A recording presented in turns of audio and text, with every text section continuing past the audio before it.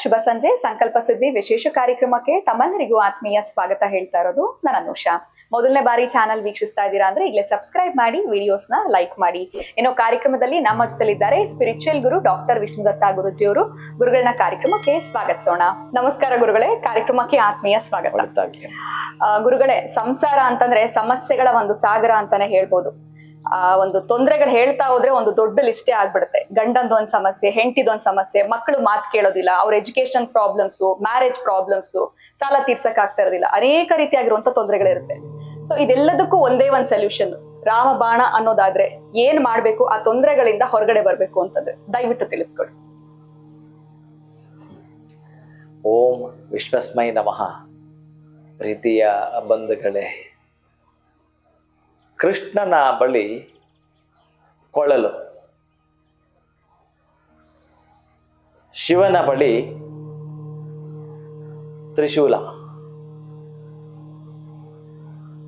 ಮಹಾವಿಷ್ಣುವಿನ ಬಳಿ ಸುದರ್ಶನ ಚಕ್ರ, ಚಂಡಿ ಹತ್ರ ಪಾಶ ಅಂಕುಶ,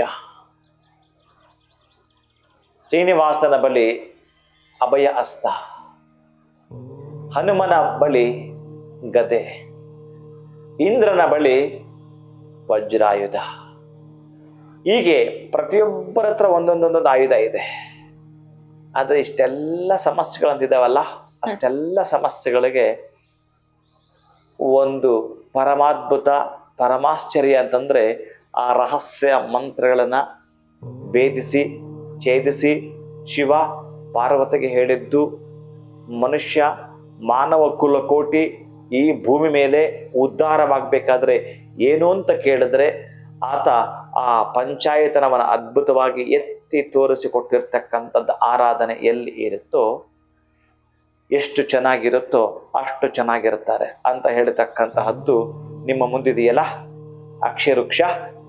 ಅದು ಈ ಅಕ್ಷಯವೃಕ್ಷ ಎಲ್ಲಿ ಇರುತ್ತೋ, ಈಗ ನೀವು ಹೇಳಿದ ಸಮಸ್ಯೆಗಳ ಸರಮಾಲೆ, ಆ ಸಮಸ್ಯೆಗಳ ಸರಮಾಲೆ ಅದು ಏನಾಗತ್ತೆ ಅಂತಂದ್ರೆ, ಆ ಸರಮಾಲೆ ಈಗ ನೀವು ಹೇಳಿರ್ತಕ್ಕಂಥದ್ದು ನೋವಿನ ಸರಮಾಲೆ, ಆವಾಗ ಇದು ಹೋಯ್ತು ಅಂತಂದ್ರೆ ನಗುವಿನ ಸರಮಾಲೆ, ಇದು ಹೋಯ್ತು ಅಂತಂದ್ರೆ ಬಂಗಾರದ ಸರಮಾಲೆ, ಇದು ಹೋಯ್ತು ಅಂತಂದ್ರೆ ಆನಂದದ ಸರಮಾಲೆ, ಇದು ಅವ್ರ ಮನೆಗೆ ಹೋಯ್ತು ಅಂತಂದ್ರೆ ಅಮೃತ ಸಂಜೀವನೆ ಸರಮಾಲೆಯಾಗಿ ಮಾರ್ಪಾಟಾಗ್ತಕ್ಕಂಥ ದಿವ್ಯ ಶಕ್ತಿ ಅಲ್ಲಿರ್ತಕ್ಕಂಥದ್ದು.